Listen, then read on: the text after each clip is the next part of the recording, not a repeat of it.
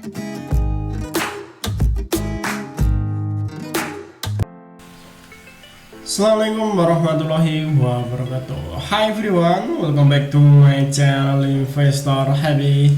Halo semua, video kali ini kita akan bahas ya salah satu emiten di bidang otomotif ya, khususnya penyedia part ya. Nah ini secara fundamental sangat sehat dan menariknya emiten ini sangat rutin ya bagi dividen dan probabilitas untuk kenaikan di bulan ini itu cukup lumayan. Nah, dan polanya sangat mudah dibaca ya, sangat bisa diikuti ya. Oke, apakah emitennya itu? Mari kita simak bersama. Oke, sebelum bahasan kita disclaimer dulu bahwa di sini hanya sebatas berbagi informasi, bukan ajakan untuk beli ataupun jual di emiten yang terkait di video ini.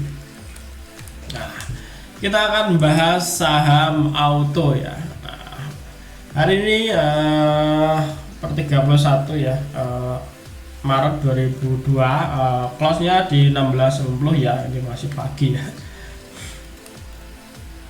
Masih close di close 1690 ya. Nggak tahu nanti siang ke berapa ya. Nah, oke, memang sudah naik tinggi guys ya.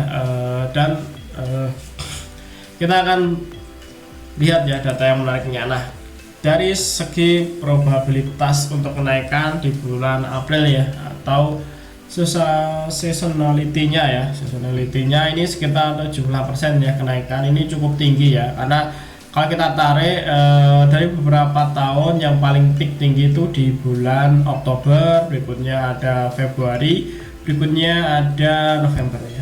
Nah itu yang paling tinggi. Nah nanti kita bahas kenapa di Oktober selalu naik tinggi ya. Nah, oke, probabilitas untuk kenaikan di bulan April ini, April besok ya, karena ini masih 31 Maret 2003, jadi satu hari lagi. Jadi probabilitas kita 75% ya segi kenaikannya. Nah, kita lihat untuk profil company-nya dulu. Nah, kalau dilihat ini PT Astra Autopart ya, auto didirikan ini sudah lama ya, 1976. Nah, dulu namanya Alfa Delta Motor ya. Ini sudah 40 tahun dia ini ya spare part untuk otomotif ya. Nah untuk shareholdernya ini cukup menarik ya. Astra International ini pegang 80% ya, sisanya masyarakat ya. Jadi secara shareholdernya sangat aman untuk kita ya. Kenapa ya? Masyarakatnya tipis ya, nggak begitu banyak, dan Astra ini pengendalinya hampir banyak ya, 80% ya.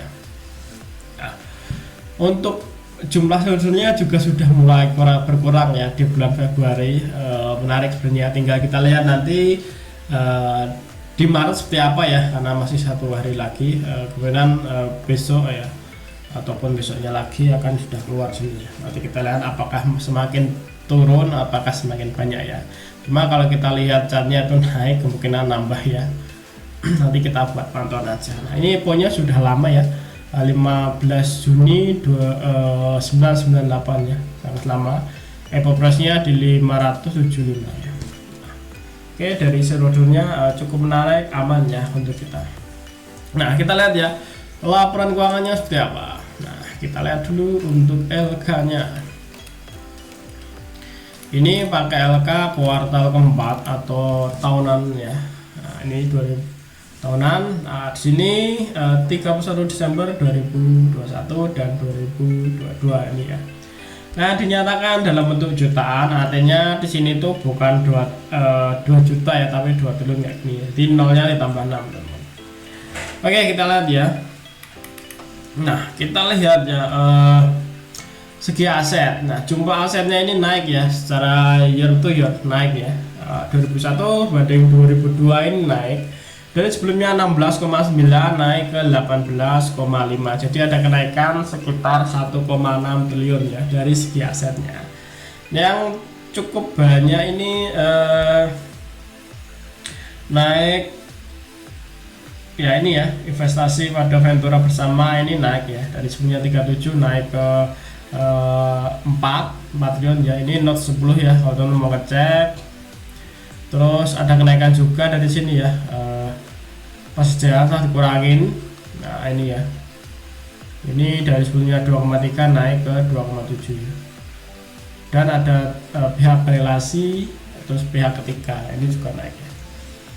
Nanti cek aja di notesnya ya. Nah untuk liabilitasnya apakah naik signifikan? Kalau kita lihat liabilitasnya tidak terlalu naik ya, walaupun naik tapi tidak signifikan, karena dari sebelumnya 5,1 naik ke 5,4 ya, sekitar 300 miliar ya kenaikan dari liabilitas ya. Jadi untuk ekuitasnya pasti akan naik ya. Kenapa? Karena liabilitasnya naiknya nggak banyak dibanding pertumbuhan asetnya ya. Nah ekuitasnya naik ya, dari sebelumnya 11,8 triliun naik ke 13 triliun ya, artinya ini ada kenaikan sekitar 1,2 triliun ya untuk segi kenaikan ekuitasnya. Nah untuk pendapatan bersihnya ini juga naik ya, dari sebelumnya 15,1 triliun naik ke 18,5, artinya emiten ini naik ya. Dari sisi pendapatan sekitar 1,4 ya, 1,4 triliun ya dari pendapatan atau laba bersihnya. Pendapatan bersihnya ya, pendapatan bersihnya. Untuk beban pokoknya juga naik ya, dari sebelumnya 13,2 naik ke 15,8. Dan untuk laba brutonya tinggal 2,6 triliun ya, naik juga dari sebelumnya 1,8 naik ke 26, jadi ada kenaikan sekitar 800 miliaran ya, 800 miliar. Nah untuk laba bersihnya atau jumlah penghasilan ini sekitar 1,5 ya, 1, triliun. Kalau kita bandingkan Australia itu ya, dari sebelumnya 710 naik ke 1,5 triliun ya, jadi emiten ini naik sekitar 110%an ya segi laba bersihnya ya. Untuk IPS nya ini juga naik ya, dari sebelumnya 127 naik ke 275 ya, sama ya, 10% ya kenaikan dari segi IPS ya, atau laba per saham ya, earning per share-nya ya.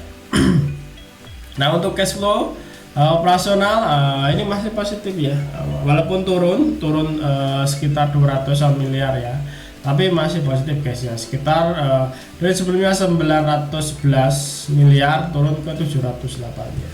Ini masih positif ya. Oke, dari segi fundamental emiten ini cukup bagus ya, bahkan bagus, ada kenaikan ya dari sisi pendapatannya ya. Artinya pendapatan naik, IPS naik, harusnya bagi dividennya juga naik. Nah, seperti itu ya. Nah, kita lihat ya untuk chartnya seperti apa. Nah, untuk harga sekarang memang sudah naik ya guys ya, sudah naik. Nah, tapi di sini kita lihat dari chart sini terlihat pola yang cukup menarik ya, bahkan bisa pantau kalau kita tarik dari 2010 ya,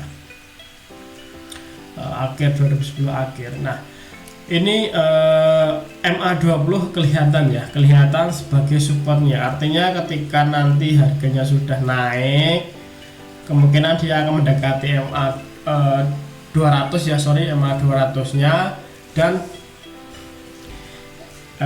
apakah nanti mantul ataupun jebol biasanya akan baik lagi. Nah contohnya gini ya, ini 2001 ya, setelah naik tinggi dia turun lagi ya, mendekati MA 200 nya, terus jebol, setelah itu naik lagi ya. Nah kayak gitu. Nah semoga tetap sama polanya ya, ini MA 200 nya ya, ini MA 200 nya. Ini sama, setelah naik tinggi turun jebol MA 200 dan balik lagi di atasnya, turun lagi, balik lagi. Nah, saya nggak nyaranin untuk beli sekarang, kenapa ya, harganya sudah naik ya, dan polanya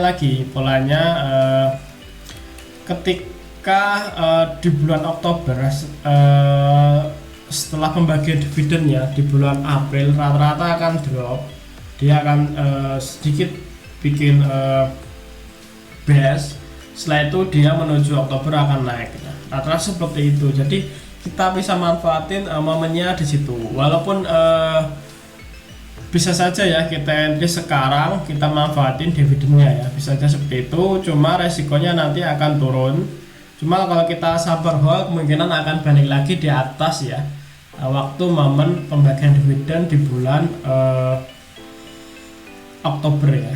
Tapi syaratnya Oktober bagi dividen ya guys ya. Nah kalau kita lihat polanya ya, ini polanya hampir mirip semua ya, beberapa tahun ke belakang seperti itu ya. Nah ini setelah Oktobernya selalu peak naik ya, nah itu ini juga peak naik. Nah memang setelah April ya, April bagi dividen, setelah itu ambiar ya, turun. Setelah dia gasit B, setelah itu dia baru nanjak ya mendekati Oktober. Setelah mulai masuk November dia akan ambiar. Setelah itu akan turun lagi, mendekati April akan naik, setelah itu ambiar ya. Mulai setelah mendekati Oktober dia akan naik ya kayak gini. Nah setelah masuk ke November dia akan ambiar. Nah mendekati April dia akan naik lagi. Nah sebenarnya polanya hampir mirip ya, ini dari 2 tahun terakhir bahkan 3 tahun terakhir seperti itu teman-teman ya. Jadi strateginya kayak gitu, bisa manfaatin nanti momen mendekati Oktober ataupun entry sekarang dengan resiko akan keseret turun dulu. Cuma kalau teman nggak sabar hold ya agak susah ya. Kenapa? Karena memang mendekati Oktober baru dia akan naik lagi ya, dengan syarat ini ya, masih tetap bagi dividen ya seperti biasanya ya. Nah seperti itu ya, polanya seperti itu ya, strateginya seperti itu. Emiten ini cukup menarik ya di MA 200 nya. Jadi kalau mau entry dekat-dekat arah situ. Kenapa? Karena setelah jatuh itu kalau kita lihat ya, jatuh dalamnya mungkin dari sini ya,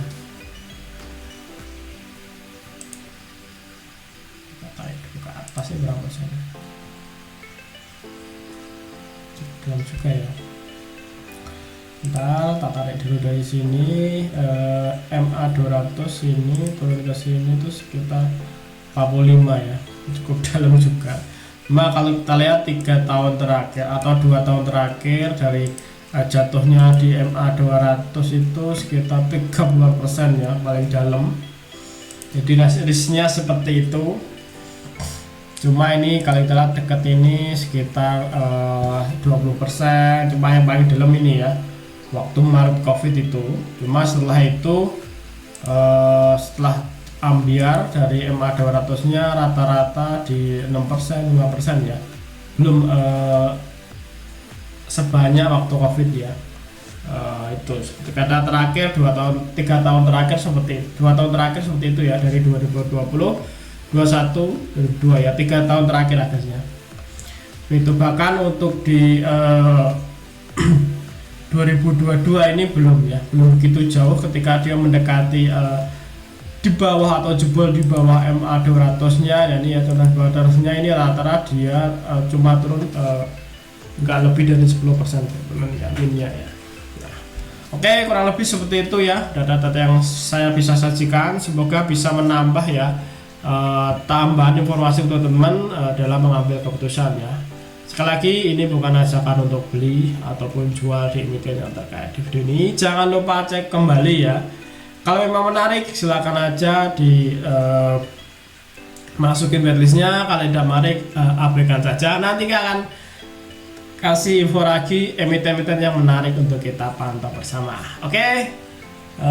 Kalau teman ada pertanyaan ataupun request silahkan aja tulis di kolom komentar. Terima kasih semua yang sudah nonton video ini. Sampai ketemu di video berikutnya. Happy cuan and happy investor. Bye bye.